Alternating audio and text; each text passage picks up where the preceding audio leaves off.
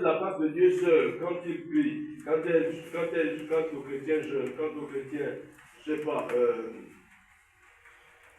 méditent, le mot approprié c'est recueillement. Que par culte personnel, je fais mon culte personnel, non. Le culte ne peut pas être personnel. La méditation, elle est personnelle. Le recueillement est personnel.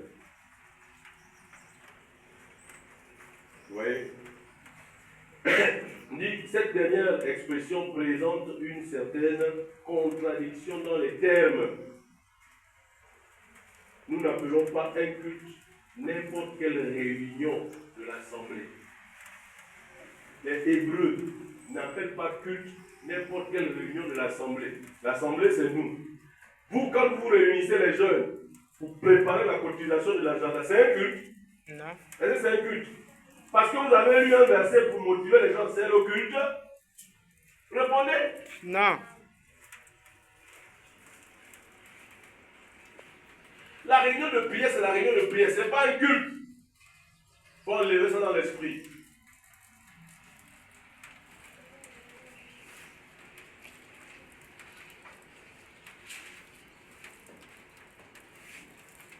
Il va au mont Carmel. Parce qu'il a entendu le bruit qui va faire tomber la pluie. Le prophète précède à la montagne. Et il envoie dire au roi, le roi Akab, il dit monte, mange et bois. Lui, il est en train de prier. Est-ce qu'il ira un culte? Non. Là, il est intercepté par l'esprit. Et le meilleur endroit là où il peut bien voir est la mer qui va faire la montée d'évaporation, une nuée, c'est à la colline. Donc il part là-bas, dialoguer avec Dieu. Ce n'est pas un culte. Il y a les composantes du culte. Les composantes du culte, bien aimé, c'est ce dispositif-là que le roi David avait mis. C'est-à-dire que si on vous décrit exactement comment le roi David a fait le culte, c'est incroyable. C'est pour cela, lui, en faisant le culte, Dieu était obligé de voir comment il faut qu'un temple physique soit construit pour son honneur. Et comme David avait les mains souillées, il a dit stop, c'est ton fils qui me fera un temple. Bien aimé, je ne sais pas quel genre de choses on fait. On fait quelque chose, mais sauf le culte. Parce qu'au culte, il n'y avait pas de place pour parler même un seul mot de politique. Amen. Alléluia. Parce qu'au culte, il n'y avait même pas un seul mot de plaisanterie. Parce qu'au culte devant Dieu, il n'y avait même pas quelque chose d'autre. Il n'y avait pas même la rubrique annonce, là, il n'y en avait pas.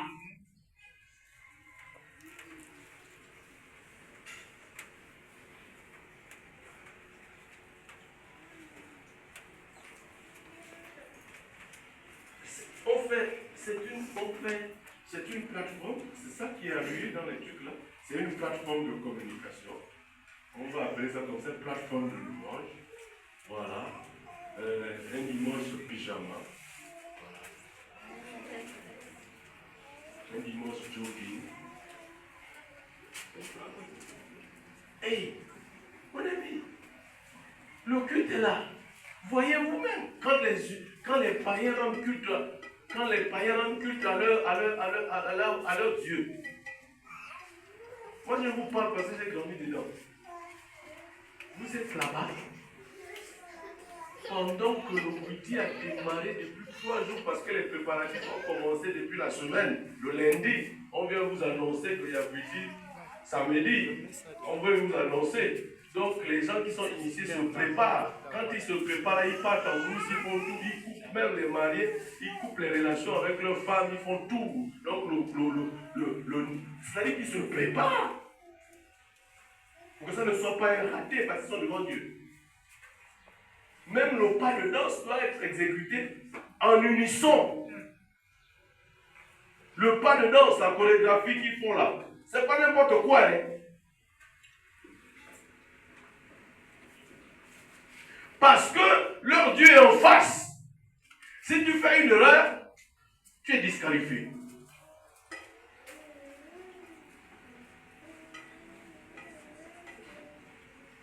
Nos cultes sont devenus des tribunes de communication. C'est là où on communique. Si quelqu'un est au chômage, trouvez une autre réunion. C'est là où on parle de mariage et tout ça. Trouvez une autre réunion pour mobiliser les païens ou bien pour mobiliser les comment on appelle ça? Les non-mariés, on les appelle comment? Les célibataires. Quand vous lisez les psaumes, comment David a organisé le culte? Oh, quelle majesté!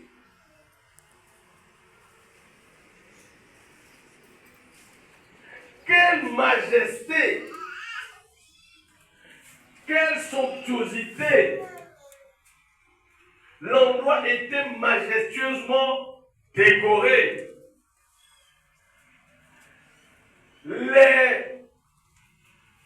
La chorale, parce que David a introduit tout ça. C'était incroyable.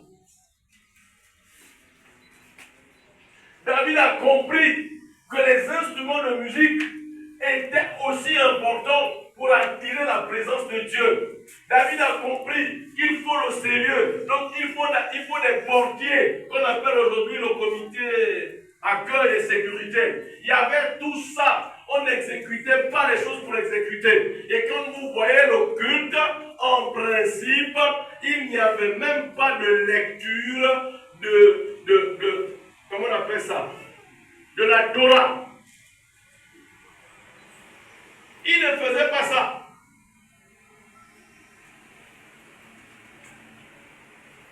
C'est-à-dire, la louange était à son comble. Et la présence de Dieu tombait sur eux. Et quand la présence de Dieu tombait sur eux, tout le monde était à carreau.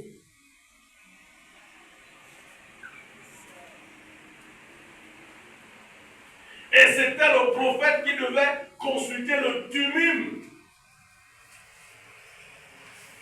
pour communiquer maintenant la sagesse de Dieu. L'unime et le tumum. Mais aujourd'hui, on a le Saint-Esprit en nous. Vous voyez? C'était un moment solennel, de manière physique. Un moment clé. Personne ne s'amusait avec ce temps-là. Personne ne voulait être distrait. Après, on faisait des offrandes de communion.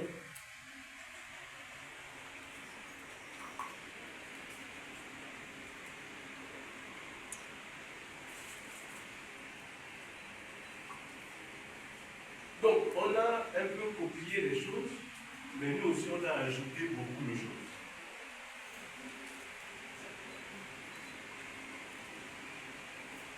C'était terrible.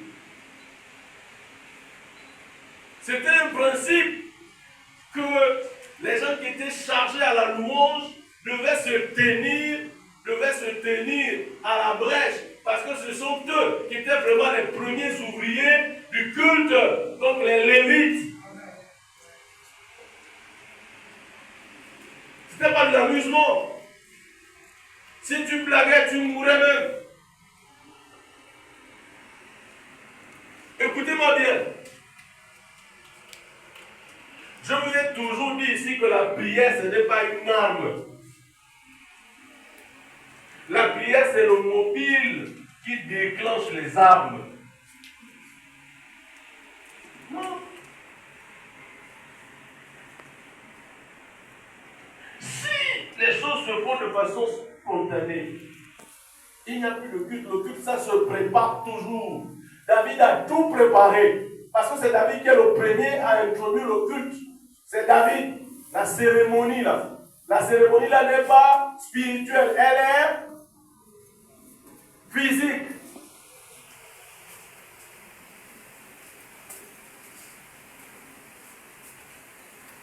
Et David n'était pas en Égypte. David ne sort pas d'Égypte. Est-ce que dans la Bible, il dit que David est sorti ensemble que les gens dans l'Égypte? Il faut préparer les moments à moi ou à votre ancien. Vous faites un culte pour l'ancien congrès. Là, c'est bon. Faites un culte pour le pasteur, on dit, on peut accepter, tu peux accepter le chaos là et la non-préparation. Pour même faire des choses spontanées, c'est pas grave. Mais avec Dieu, on prend le temps. Même, on prend le temps. Tu prends même le temps d'offrande que tu dois préparer dans la semaine afin d'apporter à l'église. C'est pas pendant que tu es là, comme j'ai vu là-bas, pasteur, tu as quelque chose là, je n'ai pas amené. Si tu n'as pas amené ton offrande, on laisse comme ça. Ce n'est pas dans la salle qu'on doit partager l'offrande.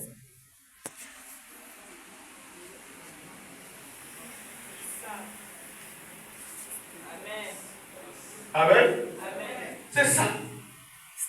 Le culte, c'est un moment physique, on doit se préparer. Les choses qu'il faut dire devant les supérieurs. C'est pas comme on a entendu hier. On a un impétrant, le micro, il dit oui, les conseils de notre directeur étaient agaçants. Il dit, oh, tu es disqualifié. Tous les pasteurs disent, on va le punir. Il dit oui, ces conseils étaient agaçants, mais on était des élèves têtus. Hein? Tu ne peux pas choisir les mots, vous voyez? 3 ans d'études, le gars n'a rien compris. Façon que les pasteurs disent, oh Seigneur, il sera corrigé.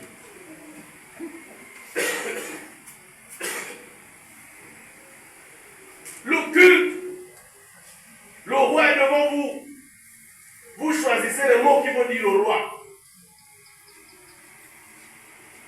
Le good dressing doit être là. Et les Lévites eux-mêmes avaient un accoutrement spécial, spécifique. Le sacrificateur devait avoir un accoutrement spécial, spécifique. Je vais vous dire, même jusqu'au sous-vêtement. Vous ne lisez pas la Bible? Le sacrificateur ne portait pas le même caleçon 2 fois. Quand il partait au temple, il faut qu'il le change. Dieu est partout.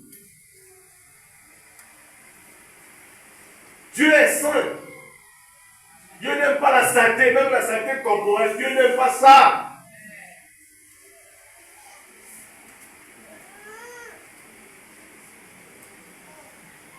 Quand tu veux venir au culte, tu choisis ton vêtement, tu dis celui-là le dimanche, je vais le faire et je me fais moi-même une bagarre tout le temps. Je dis arranger mes vêtements, arranger mes vêtements, arranger mes vêtements. Moi je sais Dieu, arranger mes vêtements.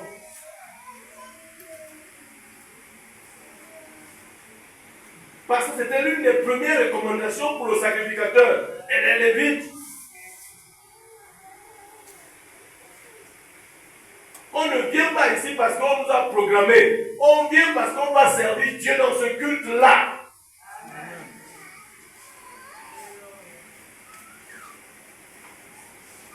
Non, frère, sœur, il faut qu'on arrête des choses comme ça. C'est pour cela que je vous parle tout le temps du temple. Ce sont des menteurs, les gens qui ont dit que non, ce n'est pas la construction, ni qu'on ne sait pas la construction. La construction compte dans le développement de l'œuvre de Dieu. Il faut que le lieu là où tu adores Dieu soit clean, sinon Dieu n'arrête pas à réclamer que vous là. Vous-même vous habitez dans les belles maisons lambrissées et ma maison croupie dans la nuit. Qui vous a dit? Mais, frères et sœurs, vous pouvez tout dire et tout faire. Le moine là, les hommes montrent que non, c'est pas la vie qui fait le moine. Mais moi j'ai le tort tout le temps en disant, mais on reconnaît le moine par quoi?